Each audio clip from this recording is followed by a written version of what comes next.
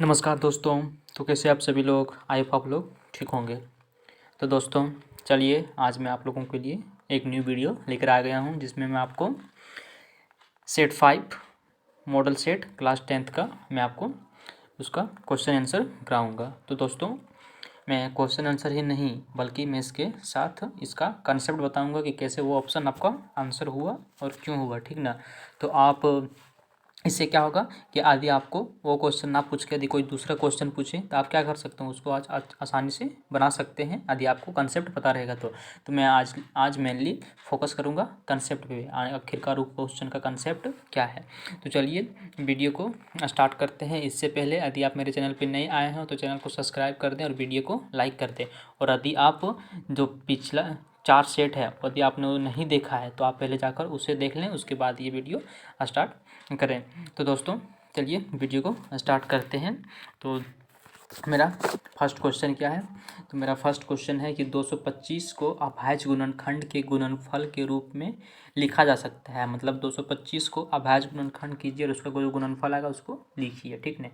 तो 225 से ये इसको मैं कर देता हूँ 3 से 7 और यहाँ आ जाएगा 3, ठीक है। 1 मिनट, सॉरी 3 नहीं आएगा 5, फिर यहाँ से 3 से, फिर ये 5 से 5, यानी कितना आ गया 3 गुना 3 से 3, 5 गुना 5, यानी 2 3 2 5, 2 3 2 5, ऑप्शन नंबर ये राइट आंसर। दूसरा क्वेश्चन पढ़िए क्या है कि 130 तथा 420 का महत्तम समापवर्त यानी HCF दिया है आपका, कितना दिया है 10। तो 130 तथा 420 का लघुत्तम LCM आपको निकालने बोला है। तो दोस्तों मैं चैप्टर 1 में जो इम्पोर्टेंट्स पॉइंट्स टर्म है, मतलब जो आपका जिस बेस पे क्वेश्चन पूछा जा सकता है, मतलब कौन कौन सा क्वेश्चन किससे आ सकता है, तो उसके लिए मैंने एक वीडियो बना रखा है। तो उसमें मैंने एक बता रखा है ये बोला, नहीं तो आप यदि उसमें नहीं देखें तो जाके देख लें, मैं यहाँ पे भी आपको बता दे रहा हूँ। तो एक फार्मूला क्या होता है कि HCF गुना LCM, ठीक ना।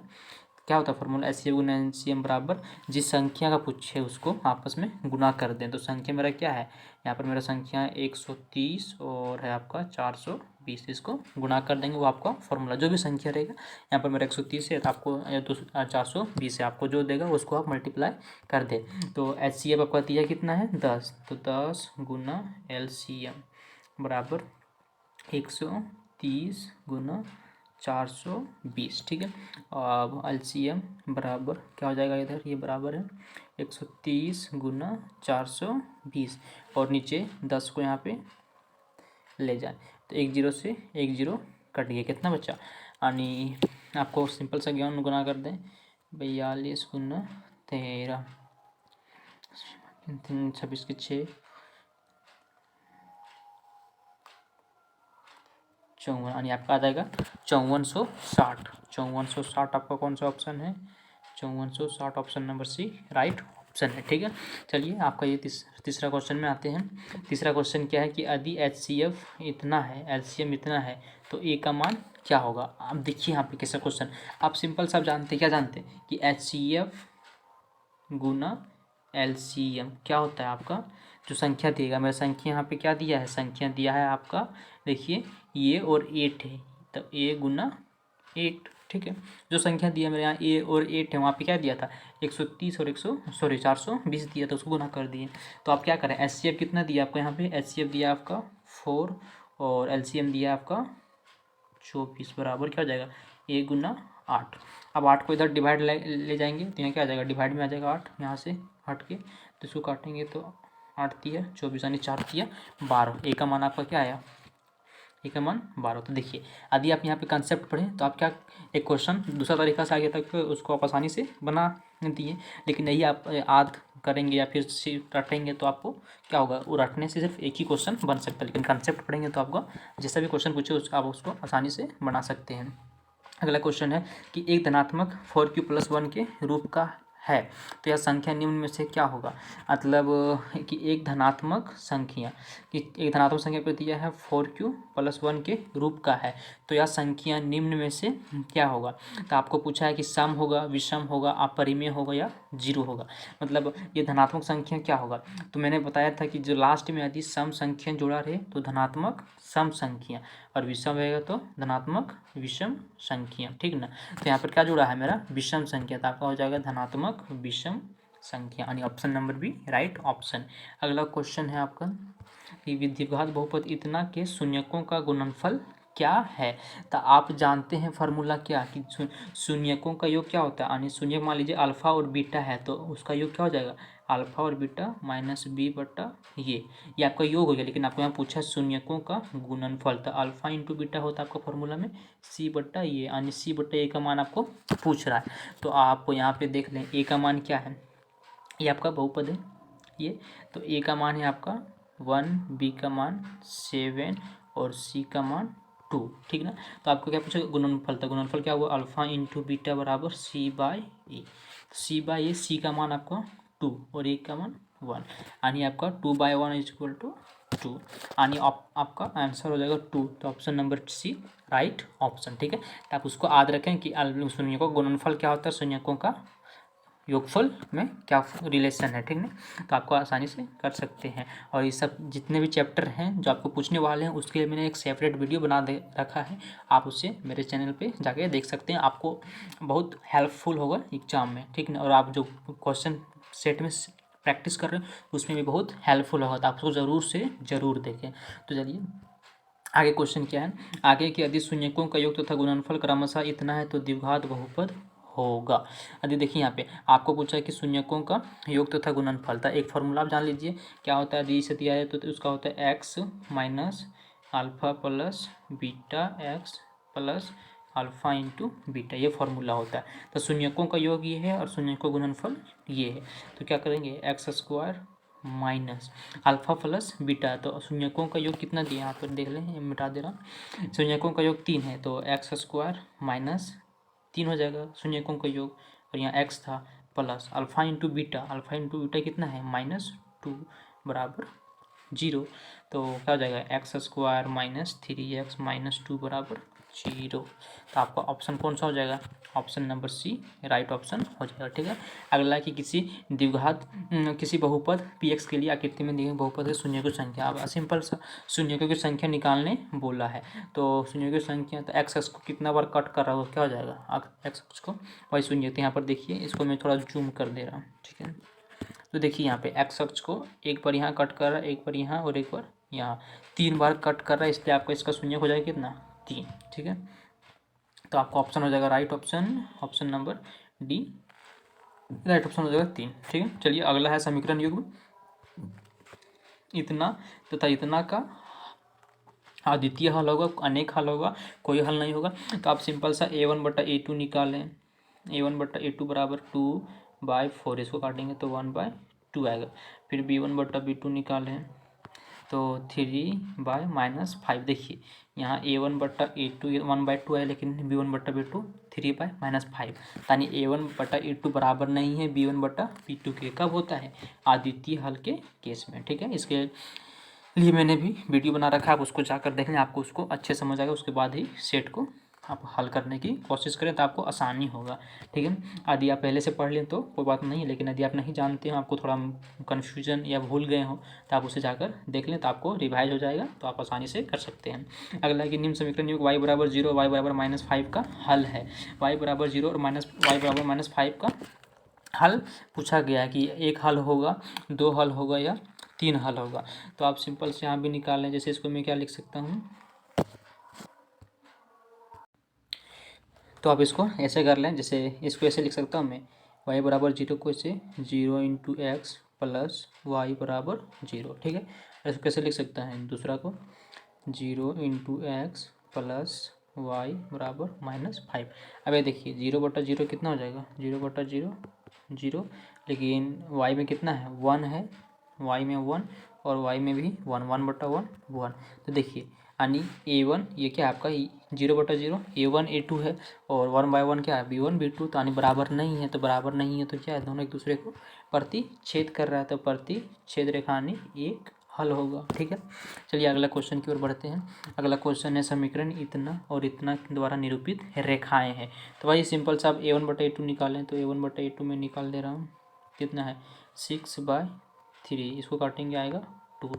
फिर B1/B2 कितना है B1 -2 और B2 आपको कितना है -1, इसको भी कितना आया 2। अब C1/C2 निकालें, 7/2 9 और यहाँ 2 है। ये देखिए ये नहीं आया, यानी A1/A2 2 आया, B1/B2 2 आया और C1/C2 बराबर नहीं आया। तो A1/A2 बराबर B1/B2 बराबर नहीं। C1/C2 किस केस में होता है, वो समांतर के केस में होता है। Option number B right option. यदि x + 3y = 5, 2x - y = 3, तो x का मान होगा। तो आप सिंपल सा निकाल लें x का मान, कैसे निकालेंगे, तो x + 3y विलोपन विधि यूज करें आप, और 2x - y = 3। ठीक है, आप क्या करें, समीकरण नीचे वाला को 3 से गुना कर दें, तो 3y हो जाएगा, तो +3y - 3y कट जाएगा। ठीक है, आप जोड़ देंगे और यहाँ 6x + 1x 7x, इधर का हो जाएगा 3 × 9 और 5 14। ठीक है, तो आपका हो जाएगा कितना आ जाएगा यहाँ 7x = 14, यानी x बराबर कितना आएगा 2। तो आपका ऑप्शन नंबर कौन सा हो जाएगा, option number 2 C option number C right option 2। ठीक है, चलिए आगे क्वेश्चन की ओर बढ़ते हैं। अगला क्वेश्चन क्या है, अगला क्वेश्चन है कि यदि x = 2 y = 3 समीकरण इतना का एक हल है तो k का मान क्या होगा। देखिए यहाँ पे यानी x = 2 और x = 3 इसका हल है, तो बोला गया कि k का मान क्या होगा। तो आप सिंपल सा जो x और y का मान दिया उस समीकरण में बैठा दें। समीकरण क्या है 2x + y = k। आपका x का मान कितना है 2, तो 2 × 2 और y का मान 3 = k। तो 2 दूना 4 और 3 7, यानी k का मान कितना आ गया 7। Option number D right option. अगला है समीकरण इतना का एक क्या हल होगा। तो आप यहाँ पे क्या कर सकते हैं, पहला विधि जो मैंने विलोपन से बताया सो अब मैं दूसरा तरीका बता दे रहा हूँ कि आप जो दिया उसको बैठा के देखें। तो x = 3 दिया, y = 5, तो इसमें बैठा रहा हूँ मैं। तो x = 3 तो कितना रहेगा 3 + 5 बराबर किधर है इधर 16, लेकिन इधर जोड़ेंगे तो 5 और 3 8 आएगा, 16 नहीं आएगा, यानी बराबर नहीं है, तो ये ऑप्शन नहीं होगा। चलिए दूसरा ऑप्शन चेक करते हैं। यहाँ x = 9 है, दूसरा ऑप्शन में क्या है अभी 9 और y = 7 = 16, तो 9 7 16 इधर भी 16 ये आ रहा है। दूसरा चेक कर लेता हूँ ये वाला, जैसे यहाँ x में 9 माइनस y कितना है 7 बराबर उधर क्या है 2, तो इधर 9 में 7 जाएगा कितना बचेगा 2, उधर भी 2, यानी बराबर है। तो यानी मेरा ये ऑप्शन राइट ऑप्शन है, तो आप आराम से टिक कर सकते हैं। ठीक है, यानी यह हो गया आपका ऑप्शन से बैठा करके हम निकालते कैसे वो और विधि होगी आपका। ठीक है, अगला क्वेश्चन है कि द्विघात समीकरण की घात निम्नलिखित, मतलब द्विघात समीकरण की घात कितना होता था। द्विघात नाम से पता चल रहा है 2 घात, द्विघात यानी 2 होती है। द्विघात समीकरण इतना का मूल कैसा होगा, आप इसे d निकालें, तो d बराबर क्या होता है b² -4ac। तो पहले मैं ABC लिख दे रहा हूँ यहाँ पे, a कितना है ये आपका 1, b कितना है -6 और c आपका है 1। ठीक है, आप d निकालें, तो d क्या होता है b² -4ac। b आपका है -6 का स्क्वायर कितना हो जाएगा 36 -4ac, यानी 36 में 4 जाएगा तो 32। तो 32 क्या है आपका d का मान किसने है 0 से बड़ा, यानी 0 से बड़ा 32 है। तो जब 0 से बड़ा आता है तो वास्तविक एवं अलग अलग यानी भिन्न भिन्न असमान, तो वास्तविक तथा असमान, option number B right option. अगला क्वेश्चन क्या है आपका, अगला है कि x² + 3x + 2 = 0 का मूल अल्फा बीटा हो तो अल्फा प्लस बीटा का मान क्या होगा। जैसे मैंने पीछे बताया था कि अल्फा प्लस बीटा क्या होता है -b/, ये तो -b, तो b का मान कितना है 3, तो -3 और a का मान कितना है 1, तो -3/1 कितना होता है -3, तो option number D right option -3 जी है, आप आराम से कर सकते हैं। अगला क्वेश्चन है आपका कि द्विघात समीकरण इतना का विविक्तर होगा। सिंपल सा विविक्तर मतलब डी डिस्क्रिमिनेंट जो भी निकालने में, d बराबर b² -4ac। b² कितना 6 का स्क्वायर, मेरे लगता है वही क्वेश्चन, नहीं 6 का स्क्वायर कितना हो गया 36 -4, a का मान 1 c का मान 3। ठीक है, तो 36 - 4 दिया 12, तो कितना आ जाएगा 24, यानी आपका ऑप्शन नंबर 36 में 12 हो जाएगा तो 36 से 38, 36 में 12 हो जाएगा तो कितना बचेगा 28। लेकिन आपका यहाँ पे 18 ऑप्शन है, 12 है, 3 है, यानी आपको लगता है ऑप्शन गलत। फिर भी मैं एक बार चेक कर लेता हूँ। चलिए मैं एक बार फिर से चेक कर लेता हूँ। जैसे बी स्क्वायर, तो बी स्क्वायर कितना 6 का स्क्वायर 36 माइनस 4, ए का मान 1, सी का मान 3, तो 36 माइनस 12, 6 में 2 गया 8, 3 में 28। ऑप्शन आपका रॉन्ग है, आपका और राइट आंसर होगा 28। ठीक ना। अगला क्वेश्चन है आपका, अगला क्या है कि सॉरी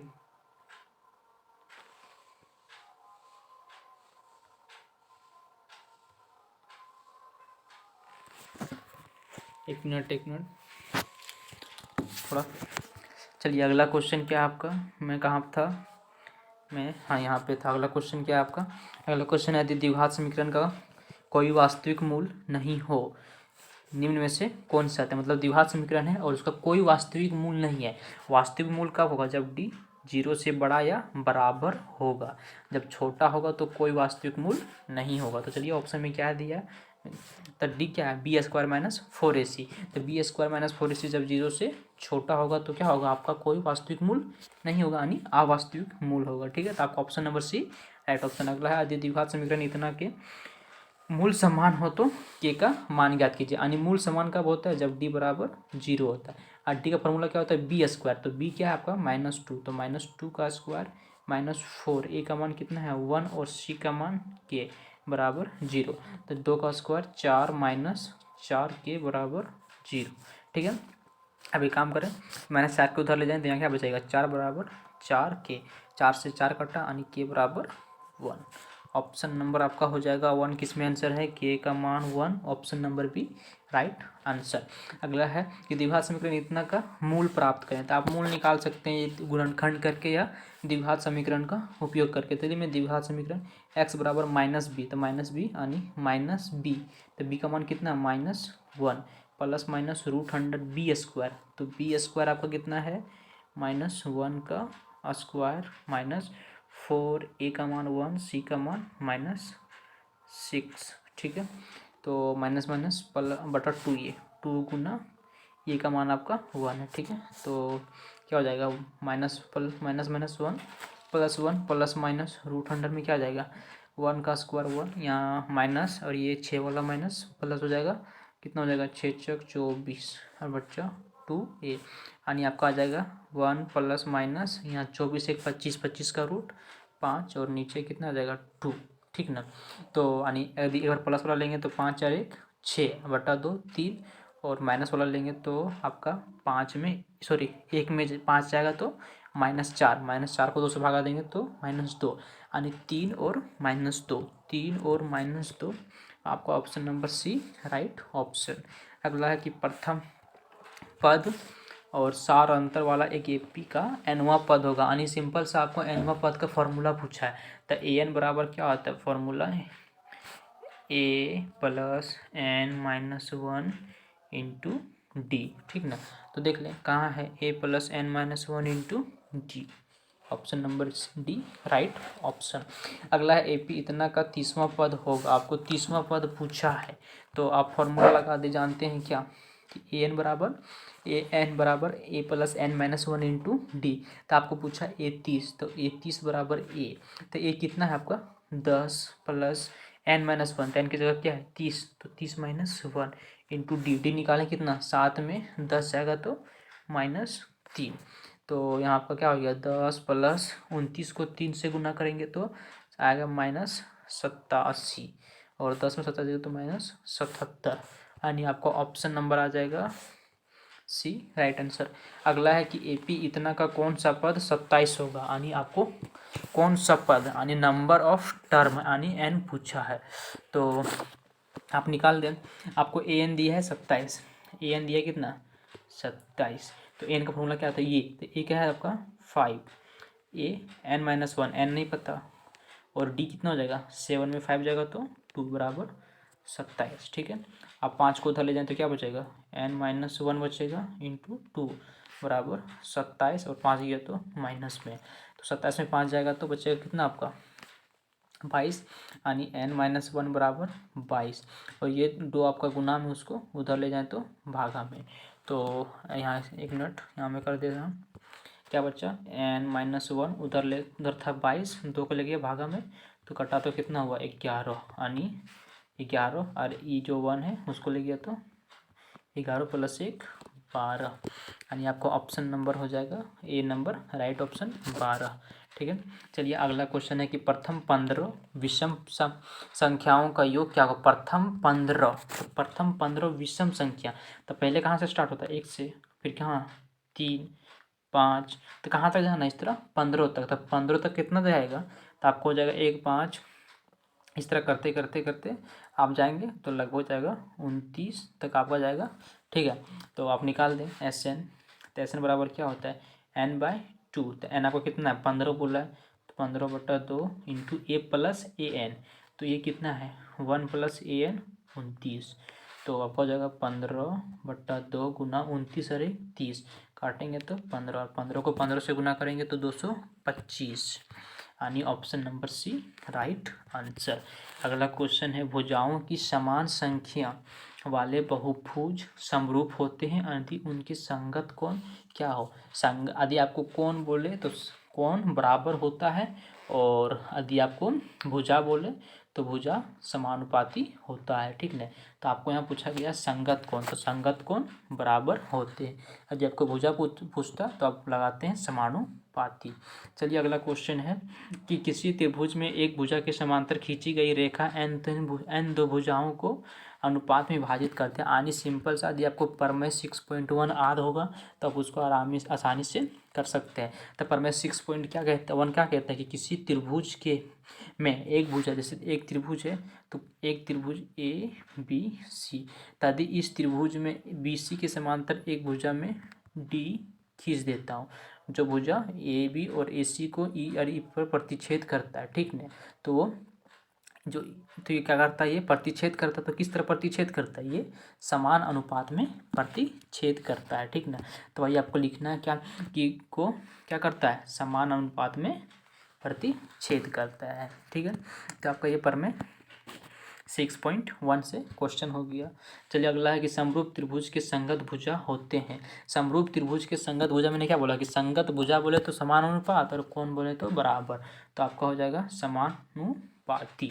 अगला है कि निम्न में से कौन समरूपता की कसौटी नहीं है। समरूपता की कसौटी तो आप ये पढ़े हैं, ठीक है, एस क्या ये पढ़े हैं, ये हो गया SSS पढ़े हैं। आप देखिए यहाँ पे ये नहीं पढ़े हैं SES, यानी आपका ऑप्शन नंबर डी राइट हो जाएगा। ASE आप नहीं जानते समरूपता कसौटी का नियम नहीं होता। ठीक है, ASE आपका डी नंबर राइट ऑप्शन हो जाएगा। अगला है कि एक समलंब ABCD जिसमें AB समांतर CD है के विकर्ण परस्पर बिंदु O पर प्रतिच्छेद करते हैं। यदि AB बराबर 2CD हो तो त्रिभुज AOB और COD के क्षेत्रफलों का अनुपात क्या होगा। तो चलिए पहले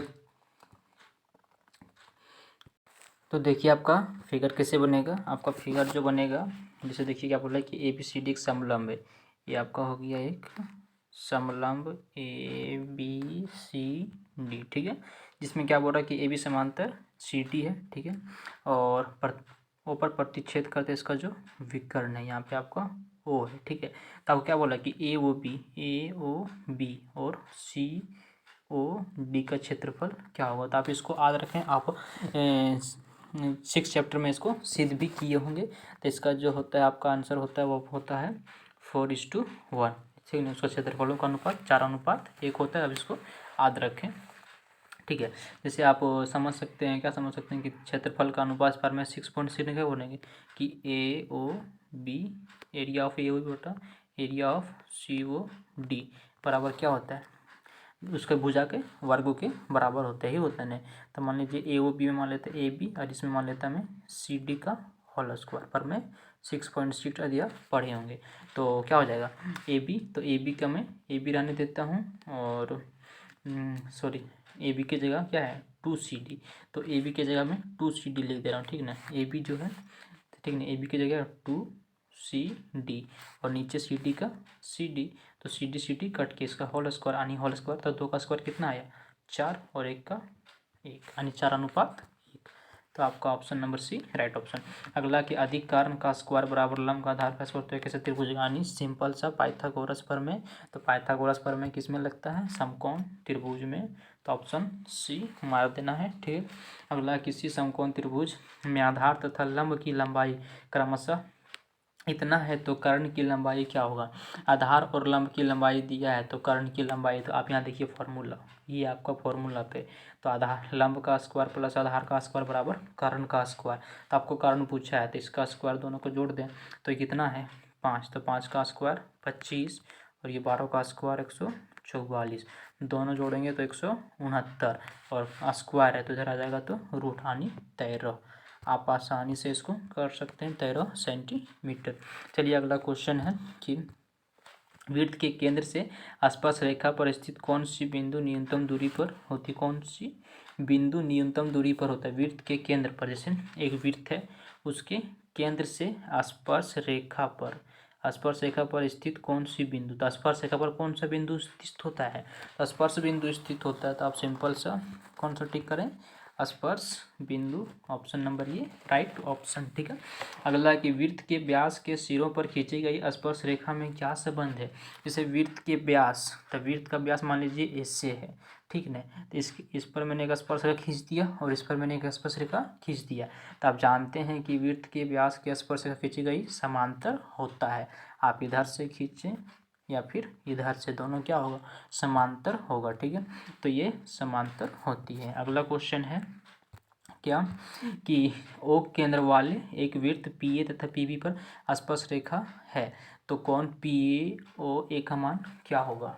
यानी एक वृत्त है, एक मिनट मैं इसको समझा देता हूँ फिगर बना के। एक वृत्त है इसमें ओ और बाहर से आपका पी से पी ए और पी बी, ठीक है यहाँ से। तो आपको पूछा गया क्या कि ओ ए पी का मान कितना होगा, यानी ये कोण आपको पूछा था कितना होगा, सिंपल सा 90 डिग्री। क्यों, क्योंकि त्रिज्या स्पर्श रेखा पे लंब होती है। तो option number C right option. आपको बहुत ही अच्छा क्वेश्चन पूछा गया। आप सिंपल सा, यदि आपको कंसेप्ट सही है तो आप आसानी से मार सकते हैं। चलिए, ओ केंद्र वाले वृत्त का यदि पी क्यू और पी आर स्पर्श रेखा हो तो कौन क्यू पी आर 80 डिग्री, तो आर वो क्यू। सिंपल सा पहले फिगर बना ले, पी क्यू और पी आर, ठीक है स्पर्श रेखा है, इसका त्रिज्या और केंद्र ओ है। तो आपको क्या पूछा है, इसको मिला देना है। क्या पूछा है कि क्यू पी आर कितना दिया 80 डिग्री, क्यू पी आर यानी ये दिया 80 डिग्री, और आपको आर ओ क्यू पूछा है, आर ओ क्यू यानी ये पूछा है। तो ये कितना हो गया 90 डिग्री, ये भी 90 डिग्री। क्यों, त्रिज्या यह जो त्रिज्या है वो ये स्पर्श रेखा पे लंब होती है। तो ये 90 डिग्री और ये भी 90 डिग्री, तो 90 डिग्री और ये कितना आपका 80 डिग्री दिया है। तो आप सबको जोड़ दें और एक 360 में घटा दें, क्योंकि आपका क्या बन रहा था वहाँ चतुर्भुज बन रहा था। तो 90 degree plus 90 degree plus 80 degree plus कौन आर ओ क्यू बराबर 360 डिग्री। इसे घटाएंगे 90 90 180 और 180 में 80 कितना ये जोड़ेंगे तो 260, 360, 90 90 80 और 80 में उसको 180 में 80 जोड़ दें तो 0 8 8 चलो 260 में 360 में 260 घटाएंगे तो आएगा आप option number C 100 degree right answer. अगला कि वृत्त की त्रिज्या तथा व्यास में क्या संबंध है। आप जानते हैं कि वृत्त की त्रिज्या जो होती है व्यास का आधा होता है, या ऐसे बोल सकते हैं कि किसी वृत्त का व्यास त्रिज्या का दोगुना होता है। तो व्यास बराबर दोगुना त्रिज्या, ठीक है option number B right option. अगला चलिए आप लास्ट क्वेश्चन की ओर, मतलब कुछ क्वेश्चन बचा है। अगला 60 डिग्री केंद्रीय कोण और 14 सेंटीमीटर त्रिज्या वाले त्रिज्यखंड का क्षेत्रफल क्या होता है। इस त्रिज्यखंड का क्षेत्रफल क्या होता है, थीटा बट्टे 360 इंटू पाई आर स्क्वायर।